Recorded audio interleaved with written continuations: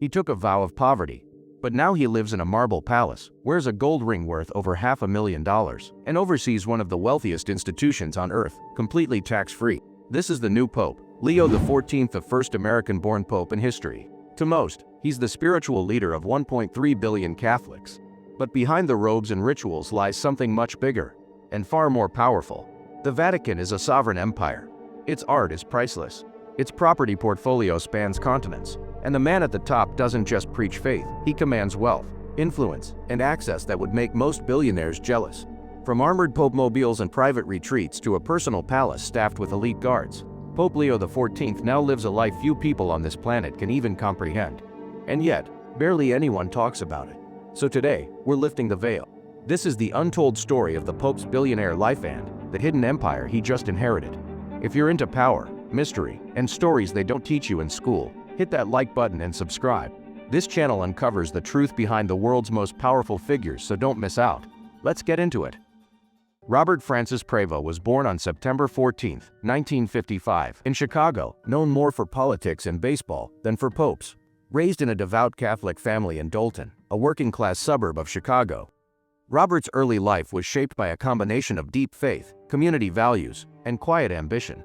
His parents, Louis Marius Prevost and Mildred, nurtured a spiritual environment where young Robert frequently played priest with his siblings. Imitating the rituals he saw in church, he attended Catholic schools throughout his youth and eventually enrolled at Villanova University, a Catholic institution run by the Order of St. Augustine, also known as the Augustinians. There, he earned a degree in mathematics and philosophy, laying the academic groundwork that would later serve him in both spiritual and administrative roles. But it wasn't just academic curiosity that drove him, it was vocation. In 1977, he officially entered the Augustinian order, one of the oldest religious orders in the Catholic Church, taking his solemn vows in 1981. A year later, in 1982, he was ordained a priest in Rome. He continued his theological education at the Pontifical University of St. Thomas Aquinas and Jerusalem, earning advanced degrees in canon law, including a doctorate. However, his path diverged from many in the Vatican hierarchy. Instead of returning to the US or staying in Rome, Father Prevost chose the mission field. In 1985, he was sent to Peru, where he would spend nearly 2 decades working as a missionary. This wasn't glamorous work. He served in remote towns like Chulucanas and Trujillo, often in poverty-stricken areas with limited access to resources. He helped organize parishes, train local clergy, and even served as chancellor of a territorial prelature and administrative role in regions not yet established as full dioceses. His time in Peru wasn't just missionary work, it was personal. He connected deeply with the people, learned Spanish fluently, and became so integrated into the culture that he later acquired Peruvian citizenship. He wasn't a foreign cleric visiting for show, he became one of them. This mix of humility, leadership, and loyalty didn't go unnoticed. In 2001, Father Prevost was elected Prior General of the Augustinian Order, the highest position in the global Augustinian community. He was re-elected in 2007, leading the order through 12 years of global coordination. His role included overseeing thousands of members across continents, managing theological direction, and navigating political tensions inside and outside the Church. During this time, he built a strong reputation in the Vatican for his discipline, loyalty, and problem-solving approach. After completing his service as Prior General in 2013, Pope Francis then knew in his papacy and focused on elevating leaders with global perspective and missionary experience. Appointed Prevost as Apostolic Administrator of the Diocese of Chiclayo, Peru, in 2014. He was ordained Bishop of Chiclayo in 2015 and became a respected figure among both Latin American clergy and Vatican officials. By 2020, his reputation had risen significantly, and in January 2023, he was appointed by Pope Francis to one of the most powerful offices in the Roman Curia, Prefect of the Dicastery for Bishops. This role put him in charge of overseeing the selection of bishops around the world, essentially helping shape the global leadership of the Catholic Church. Just a few months later, in September 2023, he was made a cardinal, solidifying his position as one of the most influential figures in Catholic leadership. With a deep understanding of both Latin America and the US, a proven record of humility and competence, and the trust of Pope Francis himself, Cardinal Prevost became a quiet favorite among Vatican insiders. Then came the moment that changed everything. On April 21, 2025, Pope Francis passed away at the age of 88. Within weeks, the College of Cardinals convened in Rome to elect a successor. After multiple ballots and significant deliberation, on May 8, 2025, Cardinal Robert Francis Prevost was elected the 267th Pope of the Roman Catholic Church. He chose the name Leo XIV, becoming the first American-born pope in history and the first pope from the Augustinian order in centuries. The name Leo is a nod to Pope Leo XIII, known for his social teachings and openness to modernity. His election wasn't just symbolic, it represented a strategic balance between tradition and evolution. A man of the Americas who had lived in the trenches of faith in Peru and the halls of power in Rome, Pope Leo XIV stood as a bridge between continents, ideologies, and generations. In his first address to the public from the balcony of St. Peter's Basilica, Pope Leo XIV spoke simply and powerfully. "May peace be with all of you. In the one Christ, we are all one." His message, like his past, focused on unity, inclusion, and grounded service, not just doctrine. But while Leo XIV is known for his humility and simplicity, his role places him atop one of the most wealthy and secretive institutions on earth. The Pope does not draw a salary, but his lifestyle is fully covered by the Vatican. He resides in the Apostolic Palace, wears robes embroidered with gold thread, and wears the fisherman's ring, a symbol of his authority that costs hundreds of thousands of dollars. The Vatican itself owns over $10 billion in global assets, including real estate in London, Geneva, and Rome. It controls vast financial institutions, art collections, and receives untaxed global donations. The Pope, while not personally wealthy, presides over an empire that would place him among the most powerful men on earth. Despite this, Pope Leo XIV remains surprisingly known to unwind by playing Wordle, watching films, and keeping in touch with former students and missionaries. He has the quiet confidence of a man who has lived among the poor, but now speaks to presidents. His papacy is still young, but the world watches closely. Will he continue the progressive legacy of Francis? Will he confront internal corruption? Will he modernize the church while preserving its identity? Only time will tell. But one thing is certain: from the streets of Chicago to the throne of St. Peter, Pope Leo XIV has already made history. When Robert Francis Prevost was elected as Pope Leo XIV on May 8, 2025, headlines celebrated a historic moment: the first American-born pope, and a man with deep roots in both the US and Latin America. But what few people understand is what came with that white robe and ring: control over one of the most secretive and wealthy empires in the world. Becoming pope isn't like becoming president or CEO. It's not a promotion. It's ascension to a level of symbolic and real-world power that rivals royalty.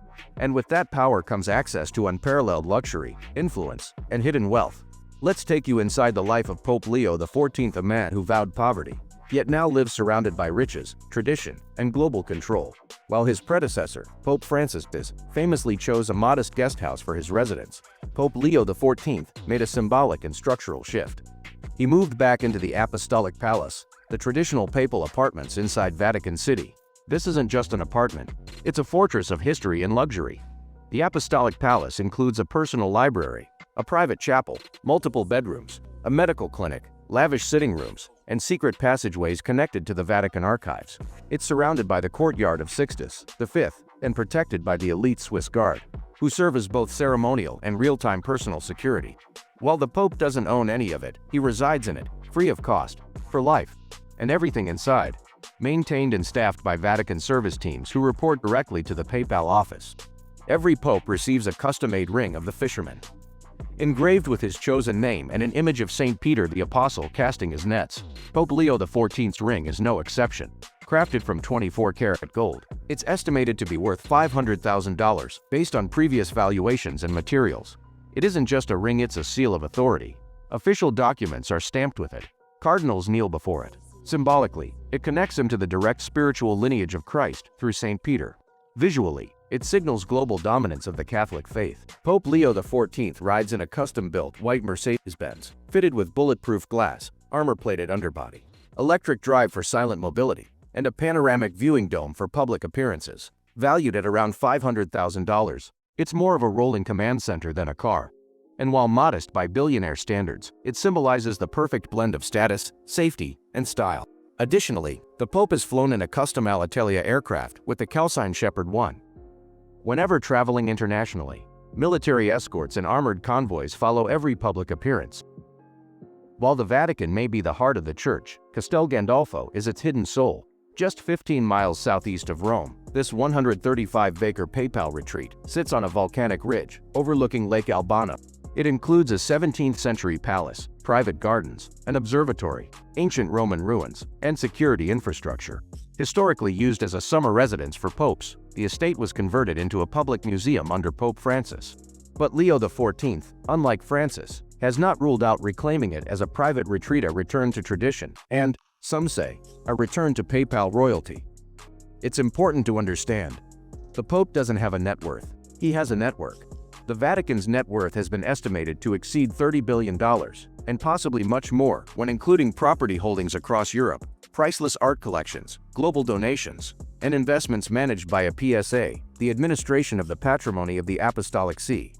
The Vatican owns thousands of properties across Italy, London, Paris, Switzerland, and even office blocks in New York. Its Sistine Chapel alone is worth billions, yet it's never been, and will never be sold. All this is tax-exempt, sovereign, and controlled under one office. The Popes. While Pope Leo XIV is known for his humility and missionary past, his new daily reality is one of palace life. Personal chef and tailor, private Vatican barbershop, round-the-clock Swiss Guard protection, custom clothing from Gammarelli, Rome's most elite ecclesiastical tailor, and access to private Vatican gardens, usually unseen by the public. Every liturgical vestment, every item of furniture, even the papal throne is handcrafted by Italy's most elite, artisans paid for and maintained by the Vatican treasury. The Pope isn't just surrounded by money, he's respected by billionaires, courted by heads of state, and constantly consulted on global moral policy. Pope Leo XIV has already received personal visits from US and Latin American presidents, tech billionaires who seek religious endorsement, CEOs of global charities and religious institutions, and world leaders who want his public blessing or behind closed doors wisdom. In this world, wealth isn't always measured in money. It's measured in access, influence, and historical weight. And Pope Leo XIV currently sits at the very top. Despite the opulence, Leo XIV doesn't flaunt his status. He's not buying super yachts or investing in crypto. But his reality is this. He wears robes valued higher than most wedding dresses. He eats in a palace with Renaissance ceilings. He travels like a head of state. And he governs an empire that spans 1.3 billion people. It's not about personal luxury, it's about institutional legacy. He lives like a monarch, because that's what the papacy is, one of the last true monarchies on earth. Pope Leo XIV may have taken vows of poverty, humility, and obedience, but by virtue of his office, he now oversees one of the most powerful and wealthy institutions in history. He doesn't own the Vatican's gold, the apartments, or the ancient art, but he lives within it, wields it, and steers its future. He is a pope, but make no mistake, he's also a king. They say the Pope is a servant of God, a man of humility, a shepherd to the people. But behind the sacred traditions and whispered prayers is a reality few are willing to talk about. Pope Leo XIV doesn't own a single asset in the Vatican, but he lives in it all. He walks through marble corridors built for kings, wears gold robes stitched by the finest artisans in Italy, signs documents with a ring worth $500,000. And when he moves, the world watches because, whether they admit it or not, this man holds more soft power than most world leaders combined. He isn't just a religious figure, he's the face of a sovereign state. He's the head of an empire worth billions. He doesn't sell stocks. He doesn't need yachts. But he still commands audiences with presidents, tech giants, and billionaires. The Vatican has always been a place of mystery. But in the modern age, mystery turns into money, and power turns into silence. Pope Leo XIV may never claim to be rich, but in the quiet shadows of the Apostolic Palace, beneath centuries of gold and marble, he rules an empire, older and wealthier than most countries on earth. This isn't just faith. This is legacy. This is power wrapped in prayer. If you want more stories like this about real people hiding untouchable wealth behind clean titles like this video, subscribe to the channel and turn on the bell. Because the deeper you dig, the darker it gets. And we're just getting started.